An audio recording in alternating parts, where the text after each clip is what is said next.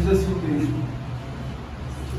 vendo Jesus as multidões, subiu ao monte, como se assentasse, aproximaram-se dos seus discípulos, e ele passou a ensiná-los, dizendo: bem-aventurados os ricos de espírito, porque deles é o reino dos céus. Bem-aventurados os que choram, porque serão consolados.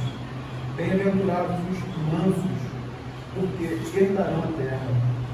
Bem-aventurados os que têm fome e sede de justiça, porque serão fartos. Vamos orar ao Senhor. Senhor Deus e Pai, nós rogamos a Ti nesse momento, Deus, que o Senhor nos abençoe nesse momento que teremos aqui, onde falaremos sobre a Sua palavra, estudaremos a Sua palavra. Pedimos a ajuda do Teu Santo Espírito na compreensão do texto e na aplicação à nossa vida, para que sejamos conformados à imagem do Teu Filho. Fica com o Teu povo, nos abençoe nessa manhã. Assim oramos, te agradecemos em nome de Jesus. Nós temos falado aí do capítulo 5 de Mateus, mais especificamente dentro do Sermão da Montanha. Estamos falando aí das bem-aventuranças. Então, é como se nós estivéssemos exposição a exposição, colocando aqui vendo, né, o Senhor Jesus falando das características essenciais do crente, né, do verdadeiro crente, do Filho de Deus. E tem aí sempre essa construção que a gente precisa deixar bem clara. Né? Nós não estamos falando aqui, o Senhor não está falando de uma característica comum a todos os homens indistintamente. Está sendo tratado aqui o crente. Bem-aventurado aqui é o crente, é o cristão. Porque essas características e essas virtudes que nós encontramos aqui, elas não são encontradas como dentro desse pacote que a gente vê aqui, que o cristão recebe ao ser regenerado. A gente pode encontrar, a gente não vai encontrar isso no mundo, no caso do ímpio. Então isso aqui é algo exclusivo dos filhos de Deus. Então isso precisa ser encontrado em alguma medida no crente, no verdadeiro cristão. E na medida que a gente avança no estudo do Sermão da Montanha, nós somos edificados, nós somos consolados, porque nós vemos a obra da graça trabalhando no coração do homem. A gente vê o nosso próprio caminhar cristão aqui. Então é algo que a gente precisa ter em mente para trabalhar com isso. Então nós já aprendemos aí sobre a mansidão dos humildes que choram nas três primeiras bem-aventuranças, nas três primeiras exposições.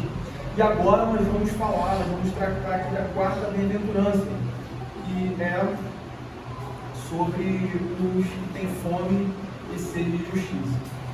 Eu trouxe aqui uma citação de Mark Lloyd Jones, muito interessante sobre isso que nós vamos tratar aqui, o que o verso 6 está tratando sobre os que têm fome e sede.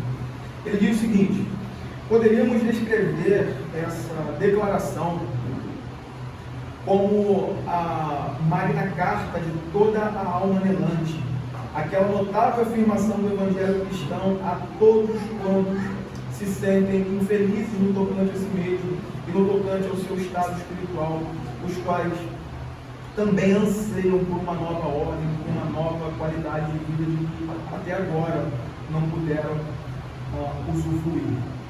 Então, até aqui, até essa bem-aventurança, nós podemos perceber essa realidade, em que o homem que é exposto a essa exposição, nós que somos expostos a essa exposição, nós somos levados a perceber exatamente aquilo que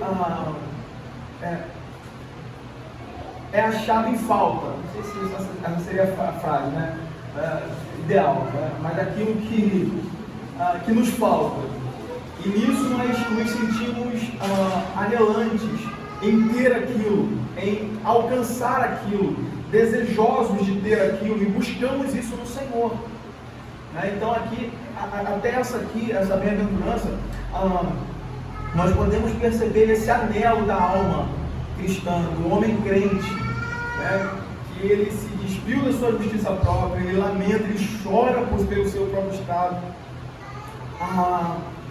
Ele foi feito manso e agora ele deseja, ele anela por essa justiça. Então nós vamos perceber até aqui, e daí para frente, nas outras bem-aventuranças, parece que a condição ali, a realidade do que é posto, ela vai mudando, né? Ao passo que antes nós sentimos aquilo que nos falta, agora nós percebemos claramente aquilo que nos tem sido doado, né? Que nos tem sido dado, para que graciosamente nós possamos usufruir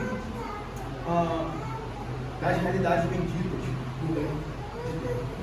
Então, essa declaração que temos aqui na quarta bem-aventurança é uma das mais elevadas afirmações do Evangelho.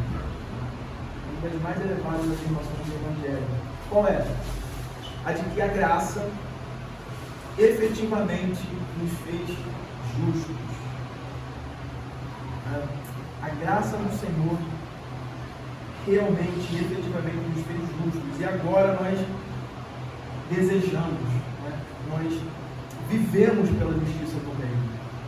Porque se nós olhássemos a condição que nós éramos descritos antes dessa justificação, é um estado de injustiça.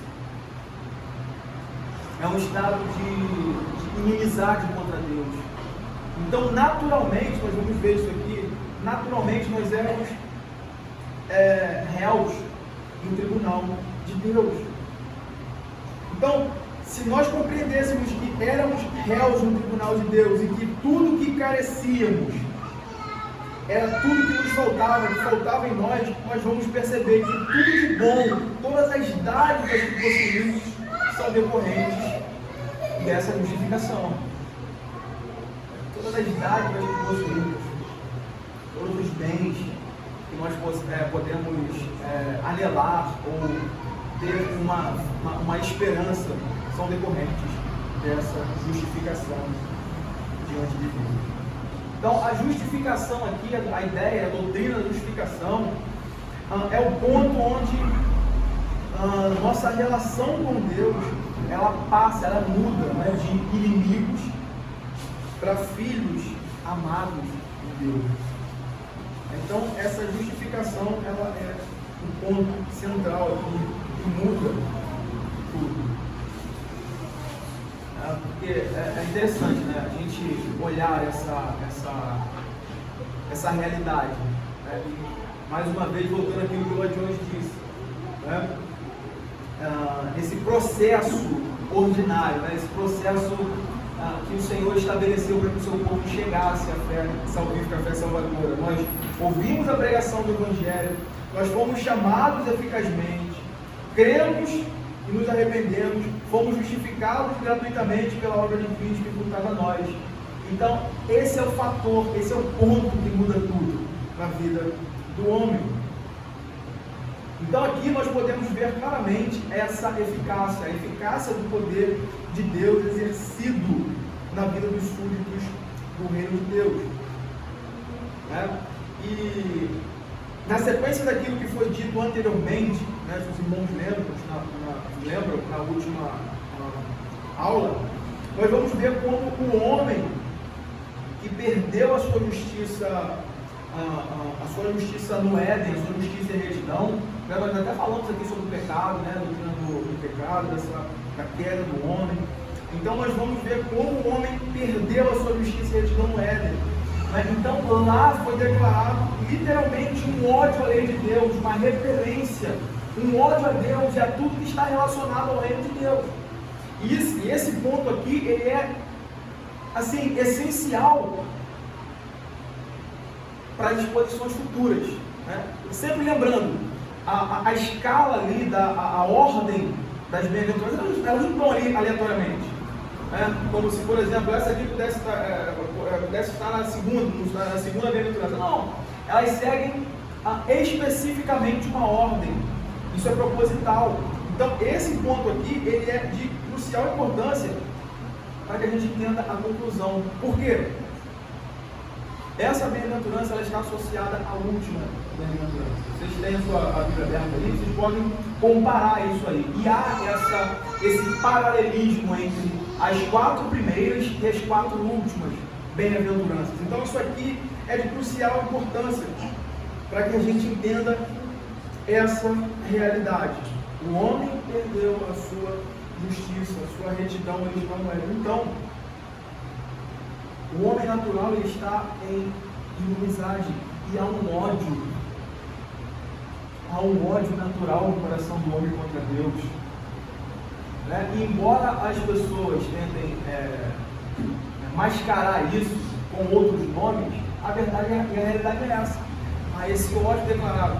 Nós vamos ver na última bem-aventurança, o anexo dela, que são os versos 11 e 12, né, que não é uma bem-aventurança, é um anexo da última, da oitava bem-aventurança, nós vamos ver exatamente isso. E a perseguição que o povo de Deus sofre é fruto desse ódio aqui, dessa inimizade contra Deus. Então, os filhos de Deus, esse homem feliz, esses homens bem-aventurados aqui, que são colocados aqui, são odiados porque eles são como o seu Senhor, eles estão sendo trabalhados à imagem do seu Senhor. Então, isso aqui é um ponto bem importante para que a gente entenda essa progressão aí, essa caminhada às bem-aventuranças, ok? Então, a gente sabe aí que essa é a realidade do homem natural, uma inimizade e um ódio. E quando a gente olha dentro dessa perspectiva, e agora a gente vê o Senhor falando, bem-aventurado, ou bem-aventurados os que têm fome e sede de justiça, né, porque serão fartos, isso pressupõe imediatamente uma obra poderosa, uma obra sábia do Senhor, operada no coração do homem, a ponto de que aquele que odiava a lei de Deus, aquele que odiava a Deus, agora ele pode dizer, como o Salmo 119 vai dizer, Salmo 119, verso 97, quanto amo a tua lei, quanto amo a tua lei, é a minha meditação todo o dia. Então isso vai trazer diante dos nossos olhos essa realidade magnífica do poder de Deus operando no coração do homem. E só o Evangelho é capaz. Só o Evangelho tem esse poder. Só o Evangelho, a pregação genuína do Evangelho tem esse poder. Eu acho muito interessante o que o Advento ele diz, né? Não aqui, não falando especificamente sobre esse trecho, mas ele diz algo que é mais ou menos assim: só o Evangelho, ou só no Evangelho há esse poder de mudar o coração indomável do homem, né? Assim, quem lembra da última exposição dos mansos, é exatamente isso. Só o Evangelho, no Evangelho há poder de mudar o coração indomável do homem. É um coração manso e uma alma que ama a justiça. Tudo mais foi experimentado, falhou. Não existe um poder, né, no homem ou em qualquer sistema humano que possa transformar essa natureza que tem ódio de Deus, que é contrária a Deus, que não pode nem se preparar para se aproximar de Deus, torná-la desejosa da justiça de Deus, para que o seu reino seja estabelecido. É sobre isso que essa bem-aventurança está tratando, sobre isso que nós vamos desenvolver. Alguém quer falar alguma coisa?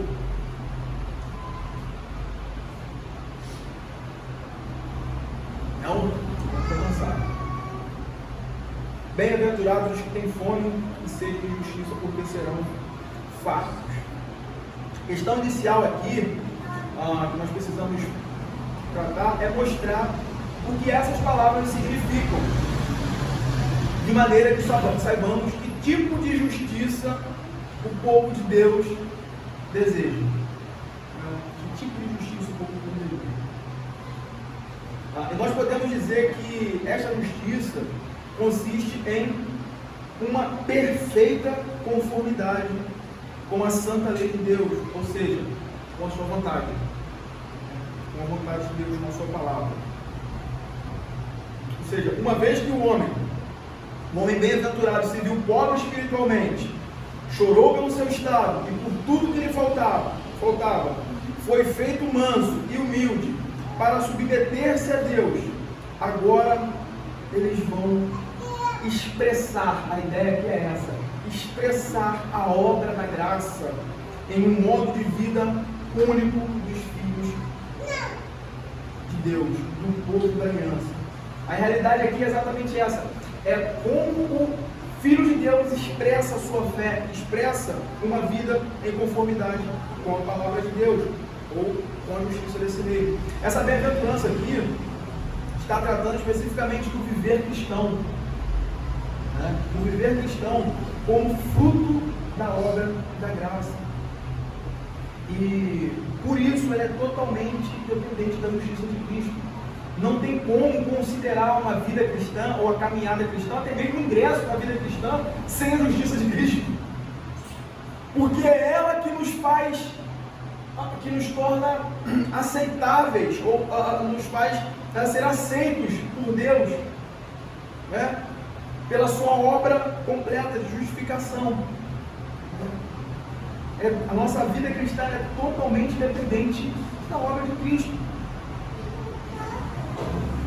E isso precisa expressar um viver que reflete, né? É um viver que reflete todos os seus aspectos, né? Em todas as suas esferas, em todas as suas realidades, aquilo que foi operado no seu coração. O ponto aqui é percebermos que os dois termos empregados aqui pelo Senhor, né? Fome e sede, é sempre bom a gente ter isso em mente. Cada palavra nas Escrituras, elas não são ditas aleatoriamente, por acaso, assim, uma palavra qualquer, né? E isso é interessante. Então, esses termos empregados aqui, nesse ponto, fome e sede, eles têm um propósito, né? Eles têm um objetivo específico dentro da construção daquilo que o Senhor estava trazendo para os seus discípulos, né? Eles representam as necessidades básicas que todo homem possui.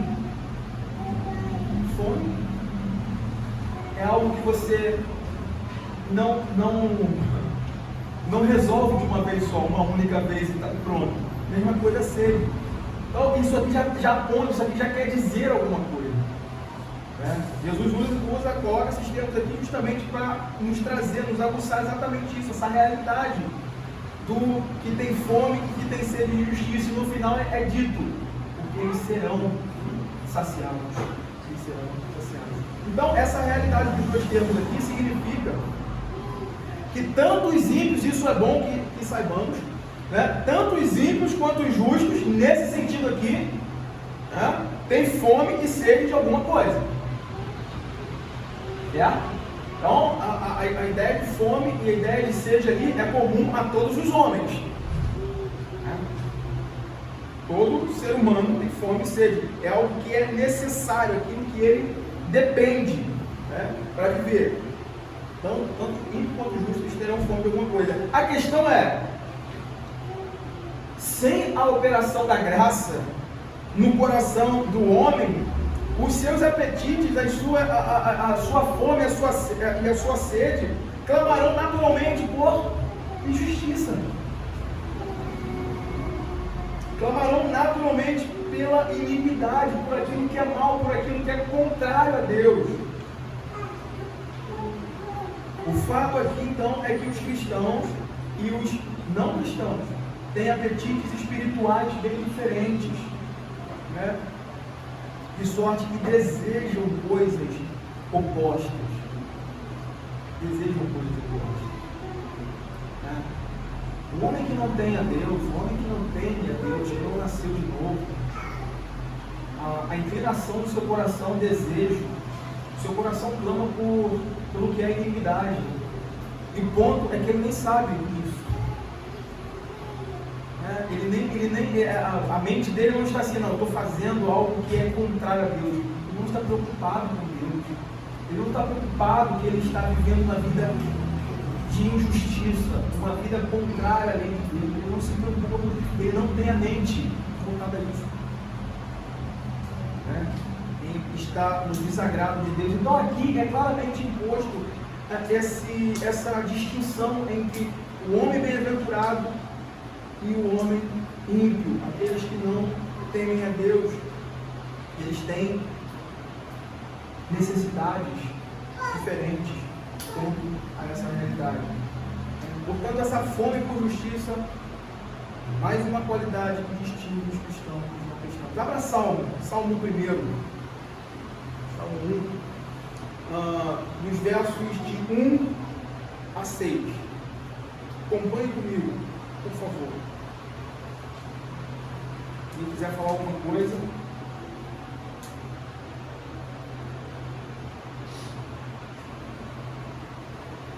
Veja o que o texto vai dizer. Bem-aventurado o homem que não anda no conselho dos ímpios, não se detém no caminho dos pecadores, nem se assenta na roda dos escarnecedores. Antes, o seu prazer está na lei do Senhor, e na sua lei medita de dia e de noite. Ele é como árvore plantada junto a corrente de águas, que no devido tempo dá o seu fruto e cujos folhagens não murcham.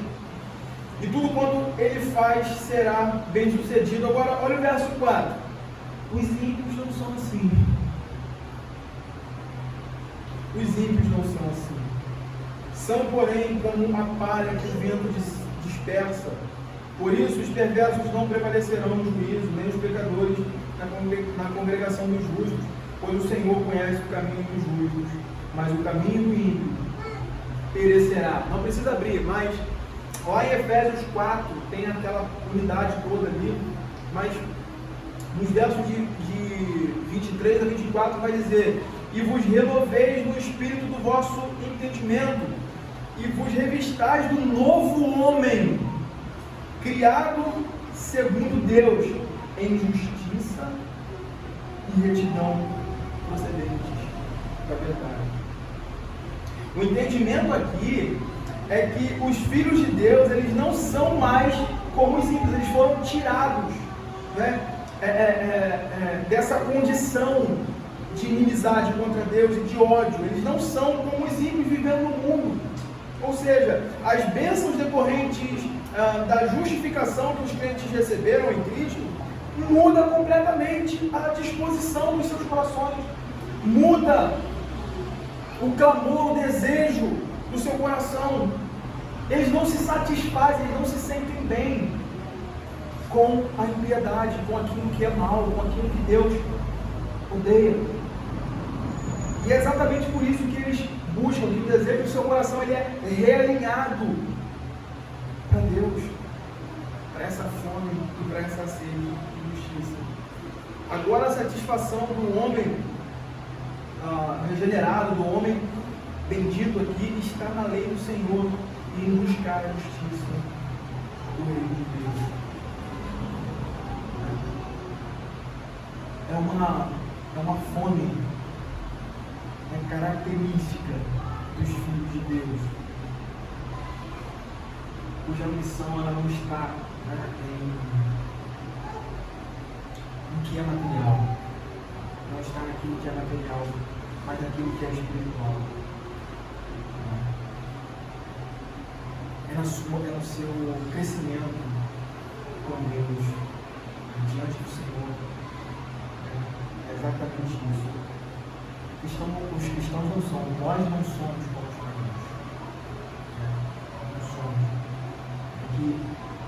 Que vivemos a nossa vida aqui absorvidos pela busca de coisas que existem agora, que daqui a pouco se dissipam, se perdem, que a traça corrói, que a ferrugem destrói. Os filhos de Deus, eles se determinaram pela graça de Deus a buscar o reino de Deus e a sua justiça, em primeiro lugar. É exatamente isso que Mateus vai dizer. Mateus capítulo 6, não precisa abrir. Mateus capítulo 6, versos de 31 a 33. Portanto, não vos inquieteis dizendo: que comeremos? Que beberemos? Ou com que nos vestiremos? Porque os gentios, olha a distinção, é que procuram todas estas coisas. Pois o vosso Pai Celeste sabe que necessitais de todas elas. Buscai, pois, em primeiro lugar o seu reino, e a palavra aí, a sua justiça. Em primeiro lugar. Buscai, pois, em primeiro lugar o reino e a sua justiça, e todas estas coisas do serão acrescentadas. Todas essas coisas serão acrescentadas. Essa bem-aventurança, portanto, é uma característica fundamental dos pobres de espírito. Isso aqui é mais uma vez, tem essa alusão aqui, né? E a figura aqui é exatamente essa, o homem pobre. O homem pobre, e nesse sentido aqui, eles são extremamente pobres e destituídos de justiça própria. Eles são extremamente convictos da sua condição, do seu estado, e por isso eles têm fome e sede de justiça. E é só assim que os filhos de Deus se apropriam da justiça de Cristo. Eles se reconhecem falidos. Lembra da primeira exposição? Né? Da primeira bem-aventurança? Eles se reconhecem pobres, falidos, eles são destituídos da sua justiça própria, não é? Então eles se apropriam da justiça de Cristo. Os verbos aqui, os verbos gregos que são empregados aqui, eles são verbos muito fortes, e eles significam estar necessitado, né? Estar necessitado, sofrer de fome profunda e da verdadeira sede de quem definha. Eles apontam para essa realidade, são verbos realmente, são termos realmente fortes, fortíssimos. Eles apontam para isso. E eles são colocados em termos literais de necessidade. Dentro dessa perspectiva aqui, dentro desse sentido, o que Jesus está dizendo é que todo homem precisa de justiça, da mesma forma que eles precisam de comida e bebida. E o link aqui é exatamente esse. Esse suprimento só pode ser encontrado em Cristo.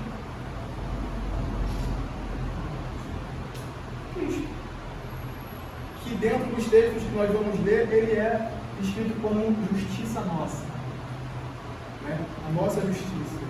Ou seja, a parte de Cristo, a fome e a sede não podem ser verdadeiramente saciadas. Em Jeremias 23, abra Jeremias 23, versos de 4 a 6, uma realidade que já é descrita desde o Antigo Testamento, apontando para essa obra de justiça de Cristo, que o seu povo seria saciado. Jeremias 23, versos 4 a 6 vai dizer: eis que vem dias, diz o Senhor, em que levantarei a Davi um renovo justo, e rei que reinará e agirá sabiamente, e executará o juízo e a justiça na terra. Nos seus dias Judá será salvo, e Israel habitará seguro. Será este o seu nome com que será chamado: Senhor, justiça nossa. E lá em 1 Coríntios 1:30 vai dizer: mas vós sois dele em Cristo Jesus, o qual se nos tornou da parte de Deus sabedoria e justiça, e santificação e redenção. Ele é a nossa justiça. Ele é a nossa justiça. Ambos os textos apontam unicamente para Cristo como o nosso único suprimento de justiça. O único suprimento de justiça e que o homem precisa. Então, ter fome e sede de justiça significa confessarmos a suficiência de Cristo, reconhecermos a suficiência de Cristo e reconhecermos nossa necessidade de sua justiça. Ok? Alguém quer falar alguma coisa? Quer fazer alguma colocação? Pode ficar à vontade. Interessante como fazer aqui um paralelo, né, com a nossa vida, quanto a seita, porque de fato, em última instância, o ímpio, ele tem sede. Sim. Ele só não sabe disso. Verdade. É a gente, né? Quanto a sede, muitas vezes a gente fica horas sem beber água. Quando você vai notar, passou o dia todo não poder beber água. Isso mostra a nossa vida com Deus, como a gente se esquece dele, como nós temos sede e não voltamos. Isso mostra que nós continuamos desidratados, vamos nos desidratando essa é a nossa luta como cristão. Me lembrar que temos o Senhor é a nossa força. Nosso suprimento, né? Onde nós temos de fato a nossa fome e a nossa sede saciada. Então, o ponto aqui dessa parte inicial aqui da bem-aventurança é entendermos exatamente isso. Ter fome e sede aqui, ele não se trata meramente, né, de estômago vazio e boca seca, como o Miguel tem falado. Não se trata de estômago vazio e boca seca, mas de uma alma cujas aspirações são para que a justiça do reino de Deus seja de fato estabelecida, e que a pessoa de Cristo seja honrada, e o seu reino avance.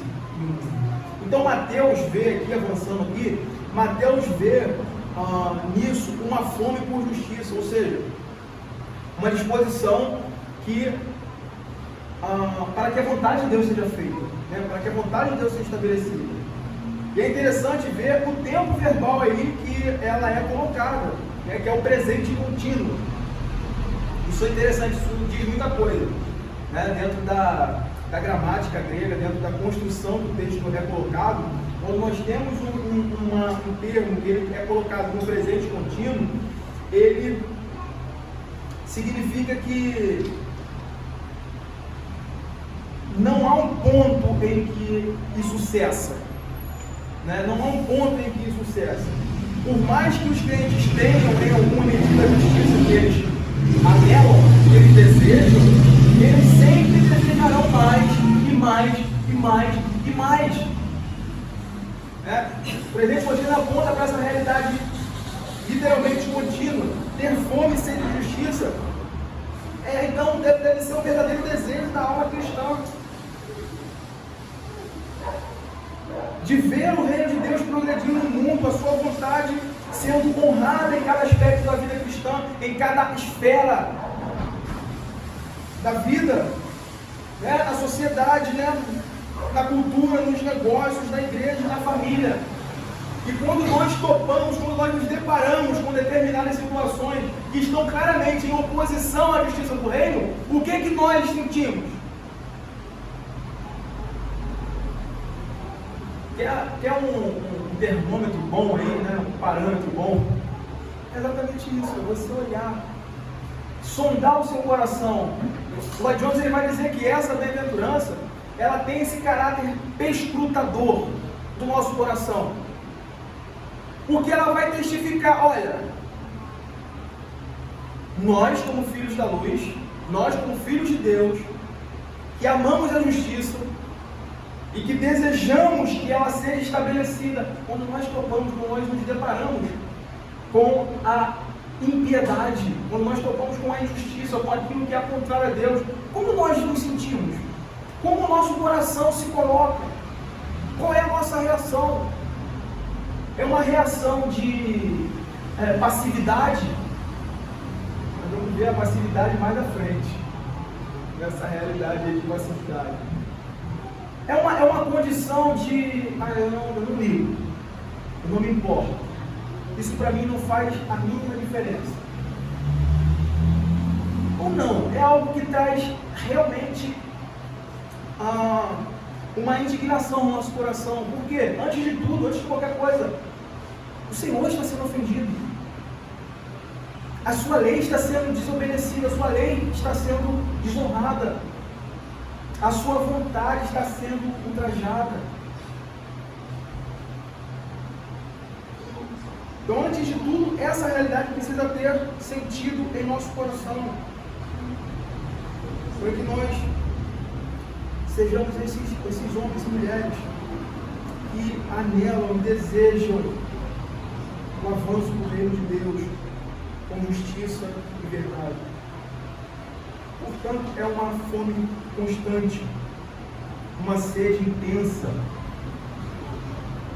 e que por mais que encontremos aí certa medida de saciedade nessa vida, a gente precisa saber que a completude disso, dessa saciedade, aponta para a eternidade. Quando nós vamos ler ali no final, porque eles serão saciados, apontando para essa realidade de que serão, exatamente isso. Em certa medida nós temos e podemos esperar isso aqui, porque nós contamos com a justiça de Cristo, né? Efetivamente sobre nós. Mas isso tem implicações, né? E a nossa expectativa dessa saciedade plena e completa aponta para a eternidade, para a nossa esperança, para a nossa perspectiva vindoura. Eu acho magnífico, né? Cirúrgico o comentário que Matthew faz sobre isso. Ele chegou num ponto muito preciso dessa afirmação que nós temos feito até aqui. Olha o que ele diz. A fome e a sede são apetites que voltam com frequência e exigem novas satisfações. Assim, esses santos desejos são levados a cabo na busca de novos suprimentos diários de graça. A alma vivificada exige constantes refeições de justiça, graça, para fazer a obra de cada dia em seu dia, tão devidamente quanto o corpo vivo depende de alimento. Aqueles que têm fome e sede trabalharão por suprimento, portanto, devemos não apenas desejar as bênçãos espirituais, mas nos esforçar por elas no uso dos meios indicados. Né? Então, essa é a realidade que deve estar permeando o nosso coração, permeando o coração dos filhos de Deus, né? Essa fome constante, essa dependência constante de que nós encontraremos saciedade, nós encontraremos alimento em Cristo, e que nós trabalharemos diariamente nessa fé e nessa esperança. Inicialmente, nós falamos sobre fome e sede de justiça como uma perfeita conformidade, né, com a santa lei de Deus. E é exatamente aqui, nesse ponto, que muitos se perdem no entendimento do que ser justo diante de Deus significa. Né?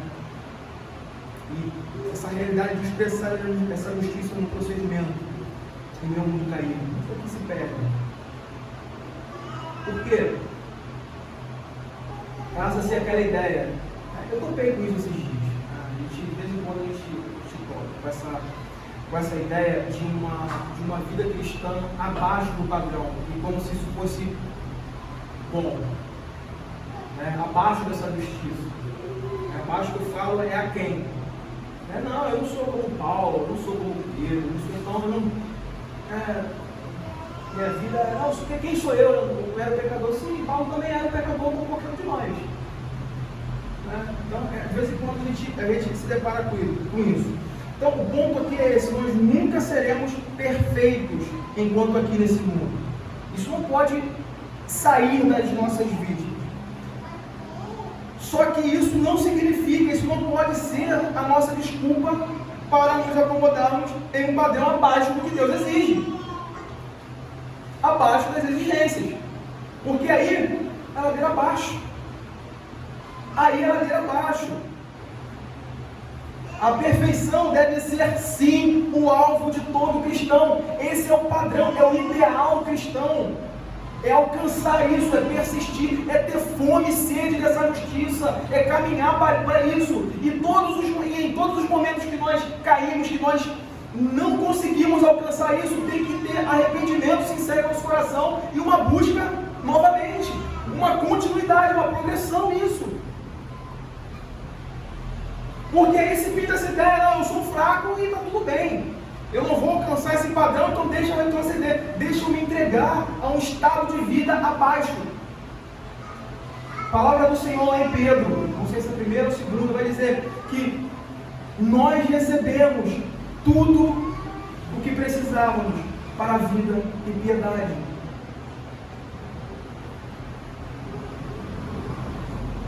Então nós devemos. Aqui entra a nossa responsabilidade como filhos da luz. Como esses homens que foram criados em Cristo, em justiça e retidão. Verdade. Aqui cabe essa responsabilidade nossa, em progredir isso, em avançar isso. Então, que isso fique bem claro a nós. A perfeição deve ser, assim, o alvo de todo cristão verdadeiro. Nós sempre devemos olhar para as bem-aventuranças como um ideal cristão. Pode falar. É interessante essa questão do padrão, né, que é exigido na lei de Deus, até porque quando nós pensamos em justiça, infelizmente, até mesmo os cristãos, eles têm um conceito humano de justiça, né? Então eles param e veem justiça no sentido do homicida, do ladrão, do estuprador, que a questão é injusto, mas o padrão de Deus, né, no Romanos 1, por exemplo, vai falar que a ira de Deus se revela contra toda a impiedade, toda a injustiça. Vai falar que os ímpios, eles detêm a verdade pela injustiça. Então está relacionando verdade, o contrário de verdade, que é mentira, com injustiça. E quando a gente bota esse padrão da lei de Deus todo como padrão do que é justo, isso inclui todos os mandamentos de Deus, que estão resumidos no Decálogo. E teve uma conversa que nós estávamos tendo com um amigo, que estava sendo em relação ao dia do Senhor, certo? O quarto mandamento. E a conversa foi direcionada, como é difícil guardar o dia do Senhor. Esse amigo estava querendo flexibilizar, diminuir a exigência da lei, a tal ponto de fazer uma interpretação de que, hoje eu acho que não é bem assim igual a lei exige. Porque ele estava olhando para si, e olhando para a sua dificuldade de guardar o mandamento, e portanto, para justificar a desobediência, ele diminuiu a exigência do padrão do mandamento de Deus. Aí cabe. Aí eu não estou quebrando a lei. Então, muitas vezes a gente faz isso, a gente flexibiliza. O fato de eu não guardar não me coloca no sentido excusável, né? Eu sou desculpado por não guardar. Não, a lei é a mesma, a exigência está ali. Eu tenho que orar ao Senhor para fazer com que o meu coração se conforme à lei dele. Né? Às vezes, o dia do Senhor, por exemplo, é uma grande dificuldade dos cristãos em várias igrejas. Sim. Certo? Até aqueles que convictamente creem no mandamento. Há uma desorganização da semana e tudo mais, mas a gente não deve diminuir o padrão e falar, se eu não guardo, então eu vou diminuir o padrão para todo mundo ficar tranquilo perante a lei. Não. É pedir ao Senhor se arrepender e pedir ao Senhor que eu possa preparar minha semana para estar conforme a lei dele. Isso requer trabalho, né? Isso demanda de nós um esforço, que é o que a maioria dos crentes não gostam, não pretendem ter na caminhada cristã. Falo por mim, né? Quando às vezes a gente se vê dentro dessa realidade, às vezes quando a gente se depara com isso aqui que a gente acabou de falar aqui, desse padrão que é alto, que é o padrão de Deus, né? Às vezes a gente se sente indisposto, sabe? E a gente faz exatamente isso que o Vinícius acabou de falar. A gente tenta arrumar na Bíblia subterfúgios na nossa condição baixa. E não, é ladeira abaixo. É ladeira abaixo. Se a gente encontrar um pretexto para que a gente adeque a nossa vida a um padrão medíocre, é ladeira abaixo. A gente vai encontrar muitos outros pretextos fora, né, da realidade bíblica, porque a Bíblia não aponta para isso, ela aponta para um padrão perfeito, que é Cristo. O nosso alvo é Cristo. É Ele. Então a gente vai encontrar vários subterfúgios. Não, mas fulano fez isso. Não, Davi fez aquilo. Então, eu estou tranquilo. Né? Se adequando, a realidade é pecado. Ele foi repreendido por isso, ele sofreu por isso. Né? E o exemplo dele é colocado como um mau procedimento cristão. Então, quando nós olhamos para essa realidade, gente, eu topo com isso direto. Não, Paulo. Deixa eu falar sobre isso aqui. Você estava falando, o Luiz colocou também, primeiro texto de Hebreus, realmente, Hebreus capítulo 2, porque tem muita questão mesmo de que a gente já coloca então os pretextos com esses personagens bíblicos, da Bíblia, do Antigo Testamento, né, para justificar a nossa conformidade com a lei de Deus.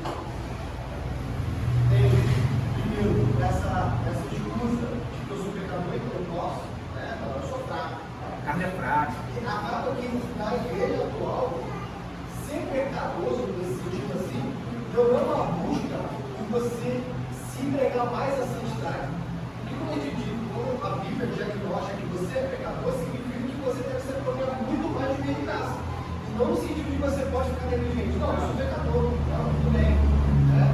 Porque é isso que está acontecendo. Esse é como os efeitos da igreja atual. Porque o versículo 4, o autor vai dizer, portanto, convém-nos atentar com mais diligência para as coisas que já temos ouvido, para que em tempo algum desviemos delas. Porque se a palavra falada pelos anjos permaneceu firme, e toda transgressão e desobediência recebeu justa retribuição, como escaparemos nós se não atentarmos para uma tão grande salvação, a qual, começando a ser anunciada pelo Senhor, foi depois confirmada pelos que ouviram, testificando também Deus com eles, com sinais e milagres e várias maravilhas, e dons do Espírito Santo distribuídos por sua vontade. E aí? O que o autor aqui está dizendo é uma coisa para temer e tremer, porque a igreja moderna, a igreja contemporânea, ela, na sua visão de cristianismo, ela está enlarguecendo as portas dos céus. Ela está dizendo que é fácil entrar no reino dos céus. Então, eu adequo o mandamento às minhas expectativas do que é ser cristão, eu adequo a minha rotina espiritual, não a Deus, mas Deus é a minha rotina carnal. A minha rotina carnal. Baixa, né? Baixa. Baixa não, estou lendo a Bíblia aqui, está bom só um versículo contigo. Não, mas não, tá bom. É claro que a gente começa com um versículo, mas depois vai para o capítulo. A gente é chamado para isso, desenvolver isso, crescer. Tem gente que está 20 anos na igreja, já não versículo. Pior do que. Então, se a gente não buscar crescer em santidade, a pergunta é: que Espírito Santo está morando em você? Porque a palavra diz que o Espírito Santo ele desenvolve a nossa salvação. Se a nossa salvação não está sendo desenvolvida e nós não estamos sendo conformados à imagem de Cristo, há uma necessidade dos dias de arrependimento. Tem alguma coisa errada ali. Realmente, muito bom. Uma coisa que a gente vê assim, com muita clareza é como as pessoas elas têm dificuldade de olhar para as bem-aventuranças como algo único, algo interdependente, né? Como realmente um desenvolvimento de cada uma dessas características cristãs. Porque é muito fácil as pessoas pegarem e tirar do contexto das bem-aventuranças e pegar tem fome de justiça. E usar como uma pílula, né? Usar como uma pílula. Aí depois, não, bem-aventurado chora. Poxa, eu choro. Vejo o filme emocionante, eu choro. A pessoa é bem-aventurada. Então é muito fácil tirar do contexto e não trazer tudo isso como coisas intermitentes, né, características intermitentes que são claras nos nossos corações, nos transforma dia a dia, né, para desenvolver a nossa fé. Aí, eu acho que um período, né, que a gente viu esse museu postado muitas fotos, né, redes sociais, agora depois das eleições, né, que a gente viu muitas questões despertando para uma forma de justiça na legislação política, por exemplo.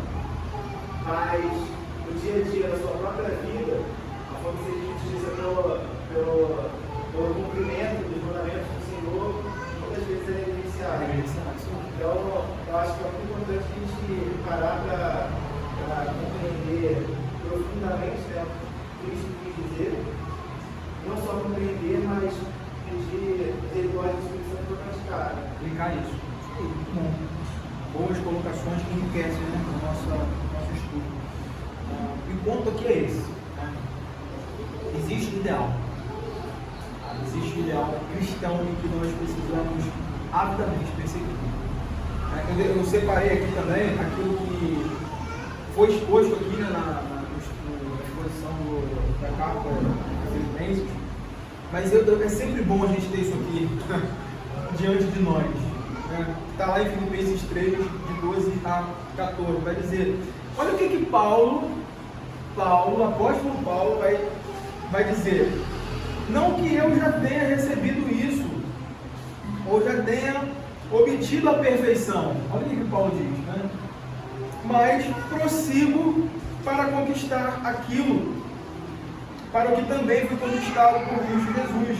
Irmãos, quanto a mim, não julgo havê-lo alcançado, mas uma coisa faço, esquecendo-me das coisas que ficam para trás e avançando para as que estão diante de mim, prossigo para o alvo, para o prêmio da soberana vocação de Deus em Cristo Jesus. É interessante que nós temos essa tendência de olhar para Paulo, né, para esse texto aqui dizer, Paulo é um cara fora da curva, Paulo é um cara assim, é um homem à parte, né? Vai ter um lugar assim, sabe, ele é um super crente. Mas se você ler o texto com atenção, você vai ver que é exatamente o contrário, né? Paulo está dizendo que ao mesmo tempo Paulo está dizendo que mesmo estando avidamente perseguindo o seu objetivo, ele ainda não chegou lá, não é isso que ele fala? Ele está perseguindo com garra, com força, com total convicção, mas ele não chegou lá, mas ele prossegue tentando. E trazendo a bem-aventurança para essa realidade aqui, essa bem-aventurança, à luz do viver, da caminhada de Paulo dentro do reino de Deus, do reino dos céus. É como se ele estivesse dizendo, eu estou buscando, eu estou caminhando, eu tenho fome e sede de justiça, eu tenho fome e sede disso, eu tenho anseio de chegar ao destino para o qual Cristo Jesus me conquistou, mas ele tem os percalços, né? Nós precisamos olhar para essa realidade e saber que nós estamos em uma caminhada, em uma peregrinação, né? Nós estamos caminhando e nós precisamos contar com a graça de Deus em cada passo da nossa vida, da nossa caminhada. Tem uma corrida aqui, nós já estamos encerrando. O reverendo Heber Campos Júnior diz algo muito interessante. Ele diz assim, portanto, a ideia de buscar constantemente e jamais se satisfazer com o patamar atingido é própria de quem entendeu essa bem-aventurança.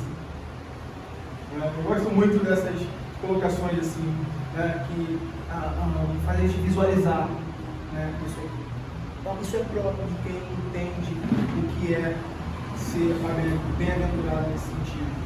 Tal necessidade vai apontar para a forma didática de Deus, né, de ao mesmo tempo levar o seu povo a confiar no seu provimento de justiça, como também a desenvolver a nossa salvação confiante na obra de Cristo.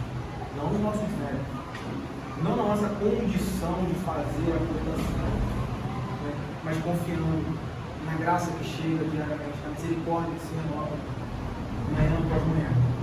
Bem-aventurados os que têm fome e sede de justiça, porque serão fartos, serão saciados.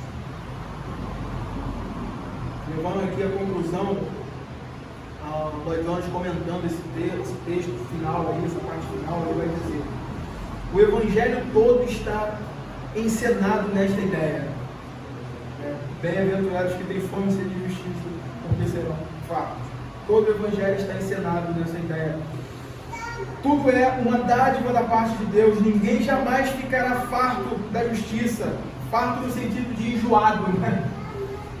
Ele sempre desejará, ele sempre receberá, mas ele nunca estará enjoado, ele nunca estará farto disso. Ele sempre desejará e terá esse provimento.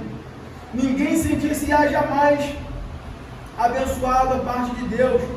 Para que essa bênção seja obtida, toda a preparação que ele requer é que você receba o quanto, perceba o quanto necessita dele e nada mais.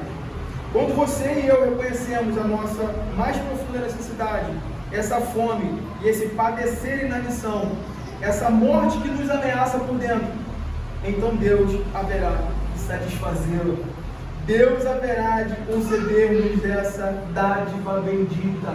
É por isso que nós podemos saber com certeza que se nós desejamos, se o nosso coração ele está desejoso da justiça do reino, se nós persistirmos nisso, e todos os momentos que nós cairmos, falharmos, nós nos levantemos, nos arrependemos dos nossos pecados, confessamos e abandonamos, seguimos para o alvo, certamente nós seremos saciados por Deus nessa busca da sua justiça e da justiça do seu reino.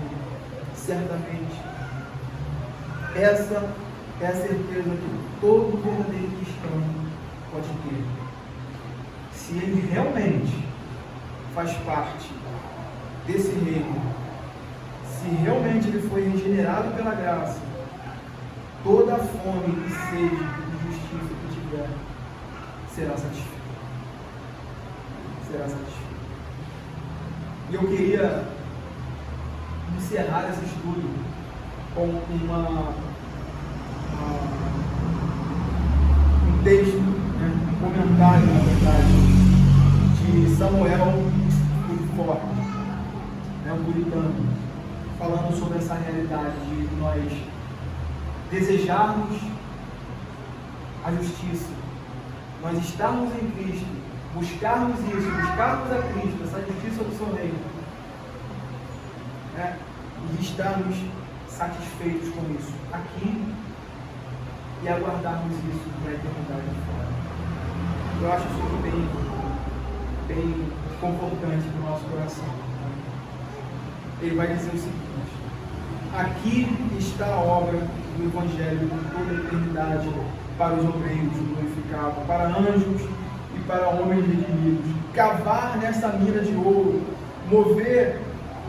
moverem essa pedra preciosa e deleitosa para a alma, contemplarem, verem, investigarem e buscarem em sua excelência. E esta é a saciedade, o topo e o auge da glória e felicidade do céu.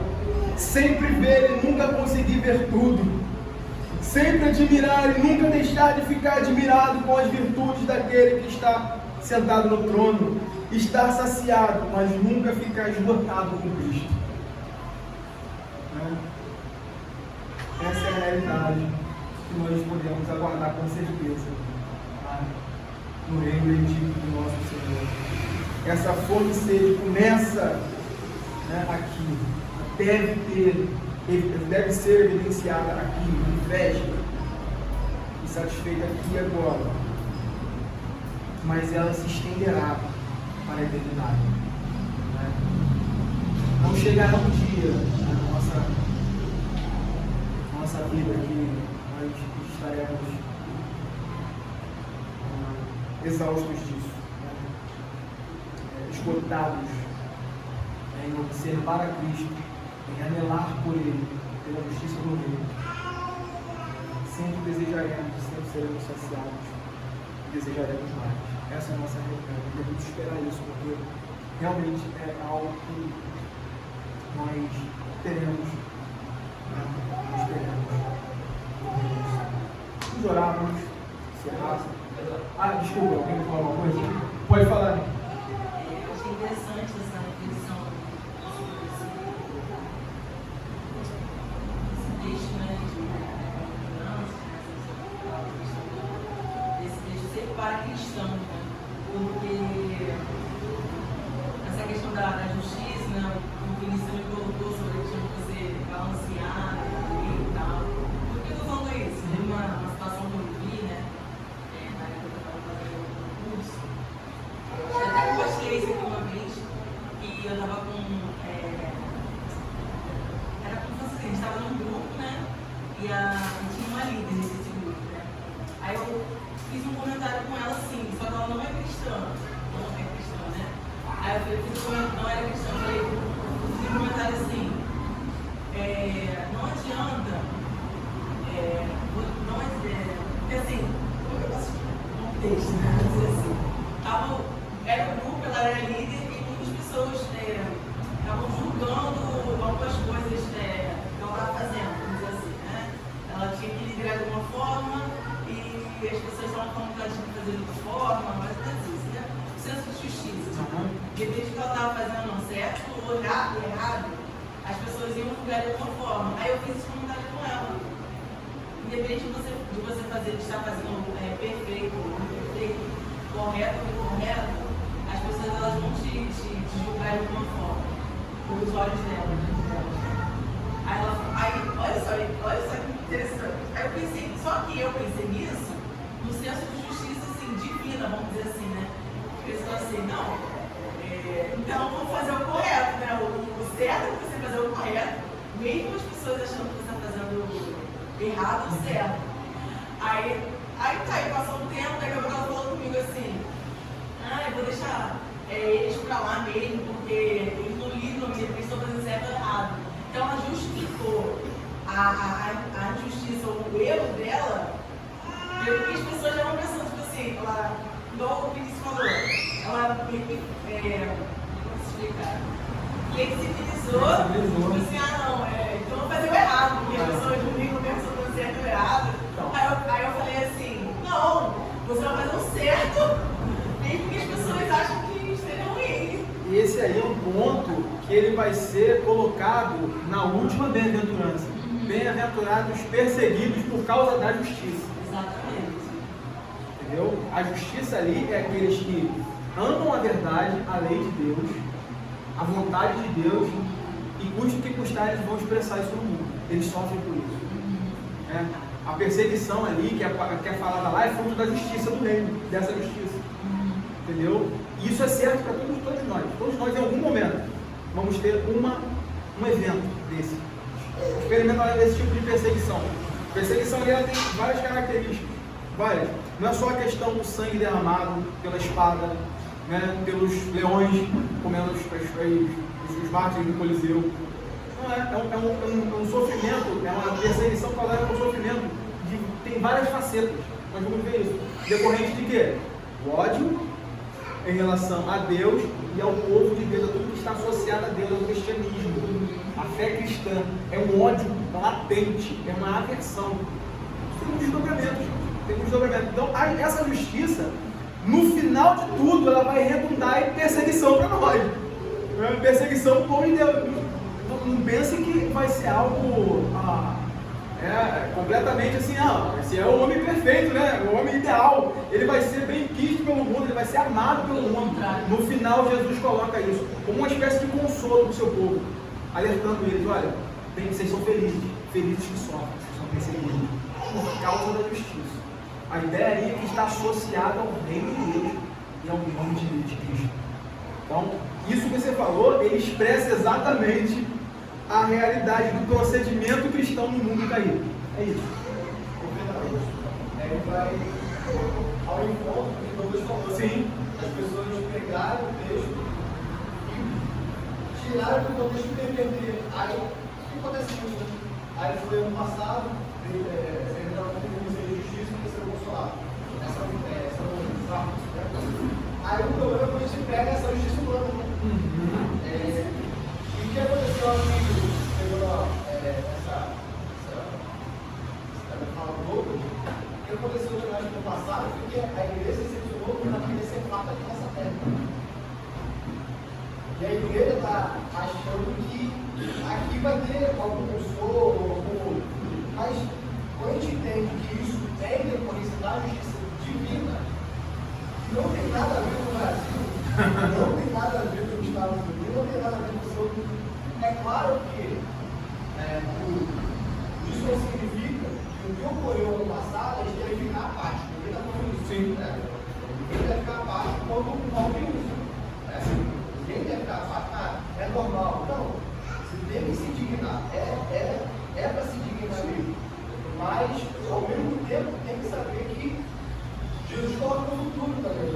Está no futuro. Está no futuro. A gente tem fome e sede de justiça, é algo presente.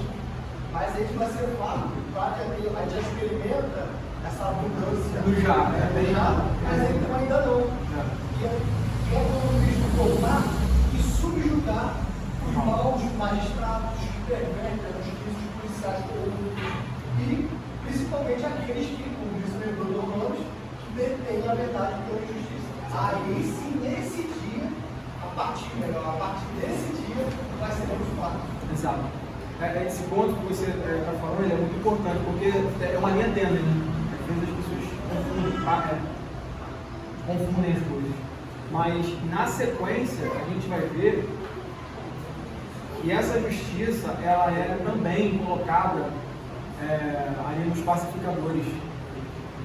Né? Eles são esses que desejam essa justiça. Pacificador ali não é, só dando spoiler, tá? Não é uma realidade do tipo, não está apontando para o homem pacífico, não. O homem pacífico ali, né, se for traduzir para homem pacífico, seria um homem passivo, aquele que está disposto a tolerar o erro, tolerar o mal, né, tolerar aquilo que é contrário de Deus. Ele está falando do homem pacificador que tem fome e sede de justiça. É aquele homem, né, o exemplo perfeito e mais adequado é o nosso próprio Cristo. Ele é um homem pacificador, mas quando ele entra no templo e estão lá pervertendo tudo, o que ele faz? Senhores, não, vou dar um livro para cada um de vocês. Não, vou fazer uma palestra motivacional para vocês. O que ele faz? Ele quebra tudo. Ele joga no chão. Ele chama eles de homens que estão pervertendo a lei de Deus, pervertendo o juízo. Ele pega chicote. Tem um termo ali que fala, eu não lembro o nome, mas a ideia é chicote. Ele pega o chicote e sai dando. É um pacificador. É um homem pacificador. Ele não aceita o mal, né? A injustiça, o reino de Deus, a causa de Deus sendo perseguida. Sempre ligado a isso. O reino de Deus é o nome de Cristo. A justiça está ligada a isso. É Cristo, a obra dele. É o reino do avanço do reino de Deus. Então a gente vai ver que tudo isso está interligado. Tudo isso está interligado. É por isso que ele sofre. É por isso que ele sofre. Você não precisa fazer muita coisa. A gente vai ver isso. Mas você não precisa fazer muita coisa. Você não precisa declarar guerra ao ímpio. Não precisa declarar guerra ao mundo e a Satanás. Não, vai na televisão. Eu, a partir de hoje, declaro que eu sou inimigo do mundo. Que eu sou inimigo. Não precisa fazer isso. É só você viver piedosamente. Seu trabalho. Todo mundo fazendo tudo que é de mal, de contrário de Deus, só você fala assim, pô, isso não é bom não. Deixa eu aqui que eu sigo por aqui. Acabou. Acabou. Você é aquilo que está lá, vos injuriarem, falar mal de você, inventarem mentindo. Né? Ele vai falar, vocês são benditos, vocês têm que se alegrar, justamente o regozijo ali, é porque vocês fazem parte de uma linhagem do povo eleito de Deus. Todos eles sofreram, todos, sem exceção. Por causa de quê? Da nossa falta de sabedoria? Não. O ponto ali não é por problemas que nós caçamos, nós vamos atrás. Não é inventar nada. É simplesmente vivemos piedosamente e desejamos a justiça do reino. Você vai ser perseguido. Vão inventar nome para você, vão falar dentro e fora da igreja, dentro e fora da comunidade cristã. Você não espera a coisa, todo mundo te aplauda não, todo mundo te louva. Tá? Uma coisa que Jesus não foi passivo, né? É passivo, né? Raça de víbora, sepulcros caiados, sepulcros caiados, passivo em relação à hipócritas, justiça, né? fariseus, escribas hipócritas, vocês são filhos do diabo. Ele fala, vocês têm por pai Satanás, o diabo, que é o pai de vocês. Ele fala para os fariseus, os escribas, interpelando ele. Por quê? Mas o ponto nosso aqui é o quê? Ele não estava caçando, inventando perseguição por uma causa qualquer. Ele era o Filho de Deus sofredor, trazendo o reino de Deus ao mundo, implantando o reino de Deus, fazendo essa realidade do reino de Deus avançar. Ele vai ser odiado. Ele fala, o mundo me odeia, o mundo vai odiar vocês porque ele me odeia. O ponto central da questão é essa inimizade que vem lá do ego. Cristo cresce. Então, quando nós que fomos tirados do mundo, lembra desse texto? Vocês foram tirados desse mundo. Quando nós que fomos tirados dessa realidade de impiedade, agora voltamos para esse mundo, estamos vivendo esse mundo, perseguição, sofrimento. Não espera uma coisa. O texto paralelo de Lucas vai falar assim: ai de vós, quando o mundo nos louva. Quando tem aquela tentativa de fazer, agradar gregos e troianos, agradar todo mundo. Não, tem que fazer aqui uma conversa, como é que fala? O ecumenismo, né? Não, tem que conversar com todas as religiões, fazer ai. O termo ali é ai de vós, é o termo de julgamento, de juízo. Mais alguém? Deus me deu. Vamos orar. Senhor Deus e Pai, nós te louvamos, Pai, por essa oportunidade que o Senhor nos concede de aprendermos um pouco mais da Sua palavra em meio a irmãos amados. Nós te louvamos, Deus, te agradecemos por esse privilégio, porque por meio da Sua palavra nós nos tornamos sábios para viver santo nesse mundo.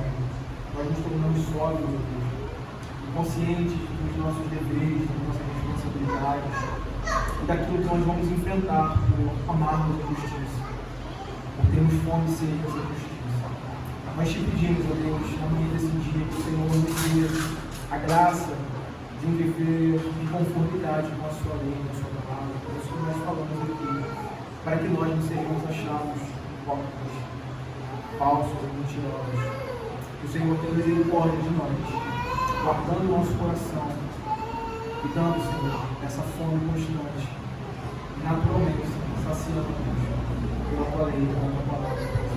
Fica conosco, é o que nós oramos.